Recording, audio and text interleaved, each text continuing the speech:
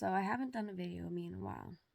And as some of you may have seen today, I kind of had some realizations about where I've been in my journey and how different my life is today, and how honestly I don't really know fully how I made it sometimes, but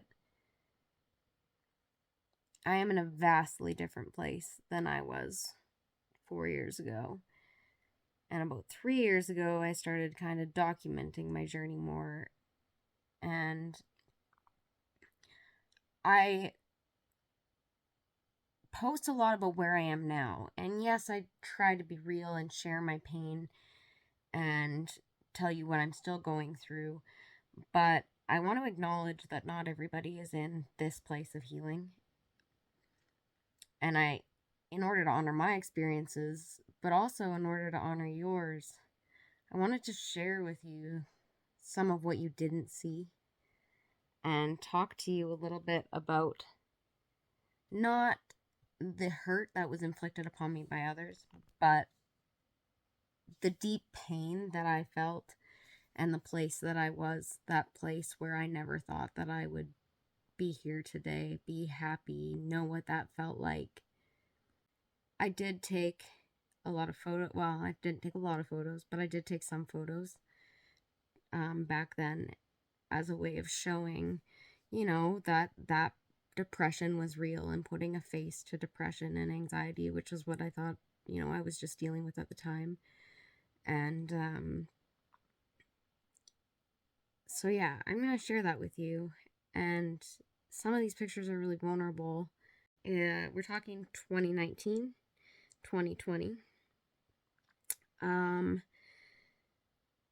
More so 2020 and 2021. So, kind of within that time range, I went through a lot. Um, I was working two jobs, and I was in the middle of transitioning to working in mental health after being a manager though for 6 years, and I was busting my ass, working both jobs pretty much full time. I think I went 3 months with only one day off, and I really took a toll out on myself, but it turned out to be amazing. I transitioned into my mental health job. Some of you may be aware of what I did, others may not. So, a little background was I worked with vulnerable youth population. So, I worked in a home with a youth who I can't divulge a lot of information for confidentiality purposes, but a youth who had a very troubled past, a lot of trauma, youth in care. She was under our guardianship 24/7, and I was her full-time staff. I worked with her Monday to Friday, after school until she went to bed. And there was a lot of challenges with that. It was both the most amazing experience I have ever had and one of the most challenging.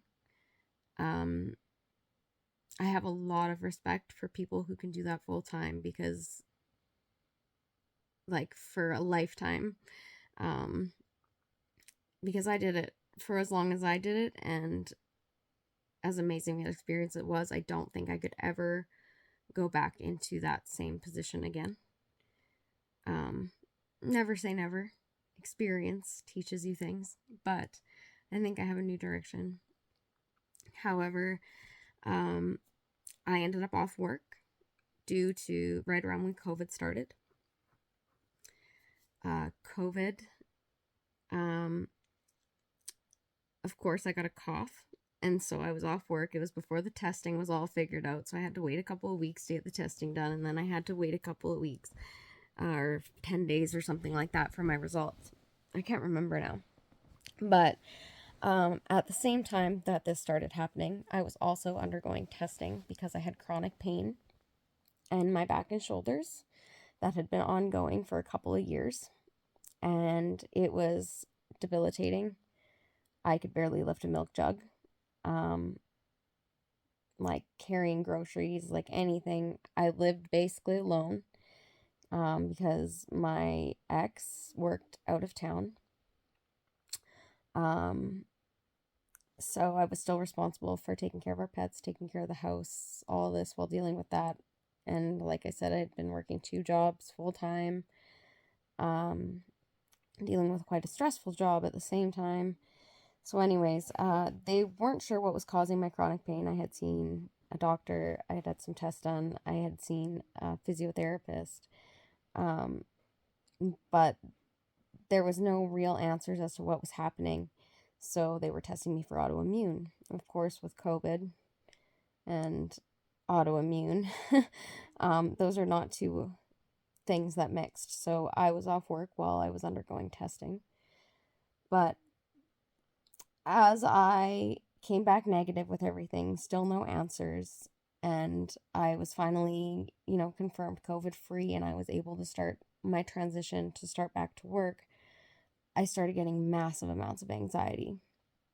And I didn't say anything. I just had this inside of me, and I knew I was really nervous, and I knew I was having anxiety about going back to work. But I was having a really hard time admitting that to myself.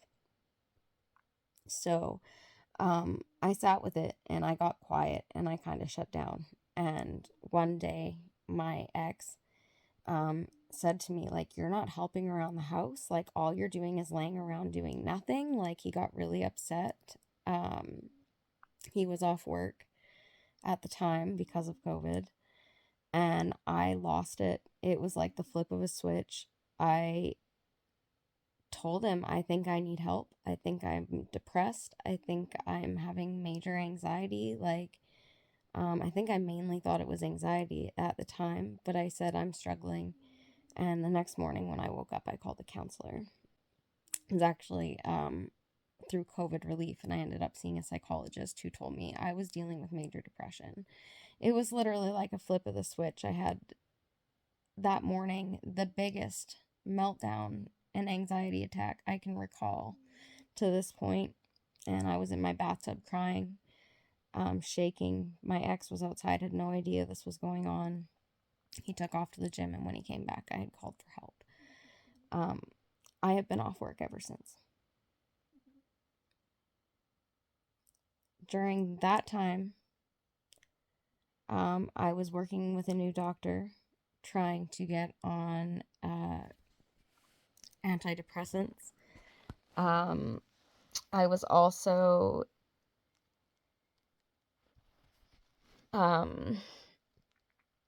working to get a psychiatrist because I only had a nurse practitioner, and during COVID, psychiatrists were very hard to get into. In order for me to get my disability from work, I needed to have paperwork filled out by my doctor that was talking about my mental health status and why I was unable to go back to work. It would have been very dangerous for both myself and my youth for me to go back to work and be so full of anxiety and depression, and I couldn't function, and I would not have been able to function with a person who needed the kind of support that they did. And I could barely do my own dishes. I was in a really bad place. So it wouldn't have been realistic, but I needed somebody to say this to the insurance company. Unfortunately, that didn't go well because the doctors didn't know how to fill out the paperwork. They couldn't give me a proper diagnosis, and they felt that it needed to come from a psychiatrist. I went through a ton of hoops. I was told by the Mental Health Association when I called for an intake to get a psychiatrist and counselor that I was not sick enough because at the time I wasn't suicidal. I was literally told, I will try my hardest for you because of your situation and the fact that you need this for work, and they were not paying me during this entire time I was off. I spent the better part of a year dealing with this process. It was actually about 6 months to try and get this paperwork filled out with no income coming in. which set us back financially and caused a lot of financial stress, made it my ex had gone back to work, and then now he couldn't come home ever because we couldn't afford for him to come home. I was trying everything I could to cut costs. I was seeing up to 6 professionals a week based on the recommendations of my doctors and the hoops that I had to jump through for the insurance companies. This was when things started really turning with my ex, where he wanted me to move. And I was just really struggling, and finally I was just getting everything kind of into place. I had done a course about cognitive behavioral therapy and all of these things that they had asked me to do. I finally managed to get a psychiatrist after about a year. And during this time as well, or soon after actually, soon after I got the psychiatrist, not only was this pressure to move happening, because of our finances, it was starting to look more and more like it was my only option. And so we decided that we were going to sell our home. And then wildfire season happened. And the next thing I know, a lightning storm happened. And in front of my home, there was a lightning strike that caused a wildfire in the city. And I had to evacuate from my home. I watched the fire from my doorbell cam, convinced that I wasn't going to have a house to sell or a house to go back to. And while evacuating, I broke my foot. I didn't realize it at the time. It was about 2 days later that I called the doctor, and I was like, I needed to get an x-ray, and they confirmed that. The type of break that I had, then I wasn't allowed to walk at all for 6 weeks. No pressure on my foot whatsoever. This made everything incredibly difficult, and I wasn't able to go and live back at my house, and I spent time living on my mom's couch. The wildfires were so bad that I couldn't go outside. It was like apocalyptic. Fortunately, my house was okay, but I couldn't go home at this point because I could literally not fend for myself between my chronic pain, and having to be on crutches, not putting any weight on my foot, taking care of my dogs and my cats. And it was a lot. And I did all of this while I was in what they considered to be major depressive disorder, generalized anxiety disorder, and social anxiety disorder.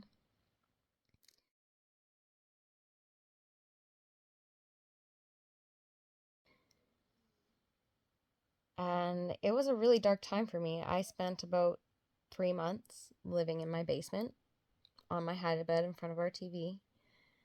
I found it cozy there because we had a fireplace. And so much so that I decorated my basement for Christmas just so that I would have some Christmas spirit while I slept on my hide-a-bed. I could have a case of water, and it could be 3 feet away from me on the other side of the hide-a-bed, and I would go hours without being able to grab one. I was essentially surviving to take care of my animals and get up and down to go to the bathroom myself. So the reason I wanted to say this and make this post, again, comes back to I was in a really dark place. And I still have a lot of healing to do from my other experiences in the years since then. But I am in a better place.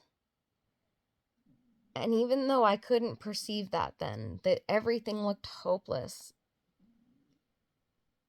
nothing looked like it was ever going to be an option for me, that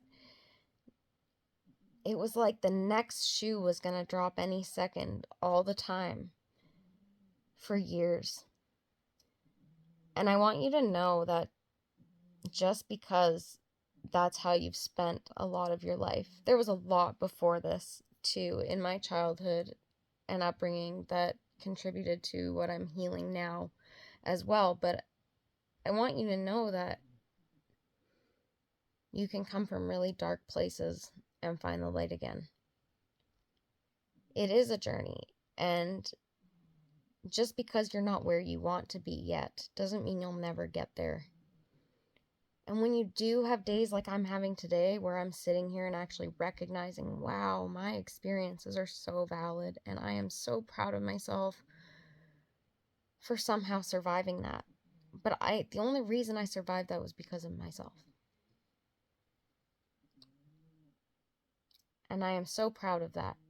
And I didn't know that I had that in me, even while I was doing it.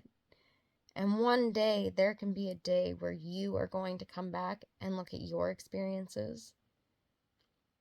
And maybe you can even find it in yourself to do that today for what you faced so far. And to realize that you didn't even realize that you were fighting for your life, that you were fighting to survive, but you were. And give that person credit. And recognize that this doesn't have to be your life forever.